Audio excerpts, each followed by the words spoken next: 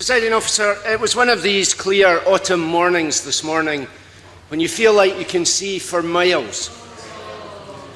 So can I ask the First Minister, where should we look for his arc of prosperity today? Australia, New Zealand, Spain, Iceland or Ireland? First Minister. I think we should take a variety of international examples in terms of following best practice in Scotland. But as Ian Gray will know, I recently visited Norway. I made a number of announcements about renewable energy and collaboration in Scotland. But one thing, of course, that particularly impressed me as I visited Norway was the £200 billion oil fund that country has accumulated by having access to its own natural resources. Would that Scotland had been in the same position over the last 30 years. Ian Gray. The fact of the matter, of course, is that Norway's oil fund has been built up because Norway... Order. Because the Norwegian state still own their oil and gas industry. So if the First Minister is proposing to nationalise the oil and gas industry, he should probably tell us. But look, Order. It's no surprise that when he's asked about Ireland nowadays, he talks about Norway. The First Minister once said, "I am sure that most of Europe's finance ministers would give at least one limb, possibly more, to have Ireland's problems." Today, the cost for Ireland of bailing out the Anglo-Irish Bank reached €34 billion.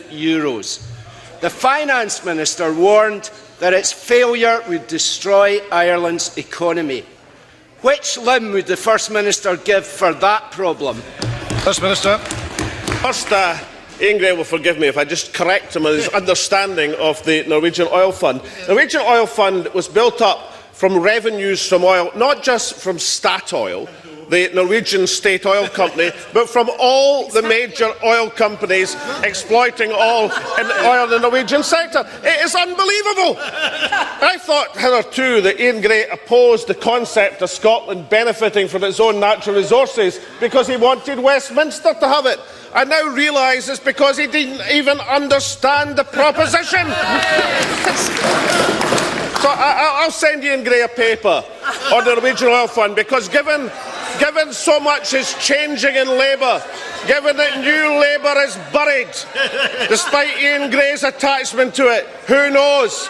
If all the policies are changing, maybe they'll be in favour of an oil fund before long. And can I point out to Ian Gray, in terms of direct capital, two things. One, direct capital investment in the Scottish banks, that currently the Treasury is making a profit in terms of the current share price of Lloyds and RBS. Well, that's a fact nonetheless. And secondly, Ireland, like many countries, has substantial economic problems at the present moment. But I do note that their wealth per head is actually higher than that of the United Kingdom. Ian Gray. Presiding Officer, it was an Irishman who said, "There are none so blind as those who will not see." Ireland is teetering on the edge of collapse, and Scotland's banking sector is 10 times the size of Ireland's. The Royal Bank of Scotland alone had a balance sheet 15 times the size of the Scottish economy. The investment in saving those banks was £470 billion. Will the First Minister just admit that in an independent Scotland, RBS and HBOS would have collapsed and the Scottish economy would have collapsed with them? First Minister. No, I think Ian Gray, just as he confused Statoil with the oil fund, is confusing capital injections into banks with general support for the financial and monetary system. The capital injection into the Scottish banks is now making a paper profit for the UK Treasurer. And of course, Ian Gray says that the Irish economy is on the brink of collapse. I thought it was the proposition that the UK UK economy was on the brink of collapse from Labour having looked at their conference. And when the Labour Party argued, and I think with some justice incidentally, that the UK government now are risking a double-dip recession because of an approach to an austerity programme which goes too far and too fast in terms of the cutbacks in public spending, I actually agree with that particular proposition based on the evidence from Ireland. But if that is the argument that Ian Gray is putting forward, does that not mean that unless an alternative policy programme is agreed, then the UK risks the proposition of moving back into a double-dip recession? And doesn't that make the argument for looking to the countries which have avoided that in Europe, like Norway, which have mobilised their natural resources to power their economy forward? Would that we could do the same thing in Scotland? Ian Gray.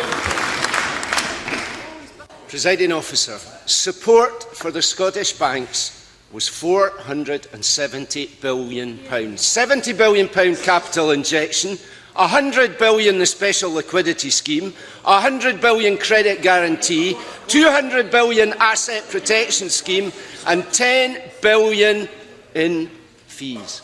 You may get some of that back, but if you do not have it at the time when it is needed, then we would have suffered the consequences. Everyone in Scotland knows that in a separate Scotland, our two biggest banks would have gone. And with them, all of the jobs, all of the savings, all of the pensions, all of the mortgages and all of the salaries. Everyone in Scotland knows we would have tipped over the edge on which Ireland teeters today. Is Alex Salmond the last man in Scotland who does not realise that his personal obsession with independence is daft, deluded, deranged and downright dangerous for this country? First Minister.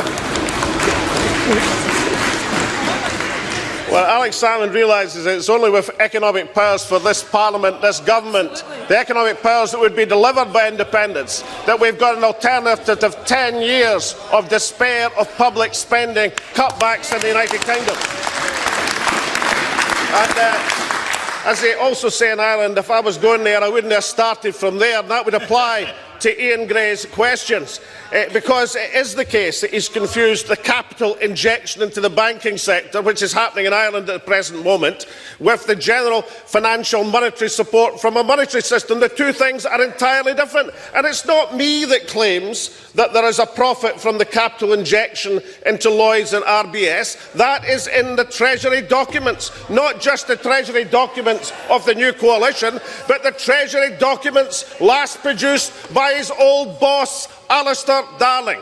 Now, I do believe that in this new atmosphere of consensus that Ed Miliband struck at the Labour conference when he said he would not go for attacking policies to restrict short-term sentences and say people were soft in crime. As Ed Miliband moves across to the sensible direction of politics and supports the SNP government's policy on crime, which has been so successful, will Ian Gray eventually not realise in that changing atmosphere the obvious and arguable point is that only with economic powers and growing this economy is there any alternative to being at the mercy of coalition cutbacks, two-thirds of which were started by Ian Gray's own party?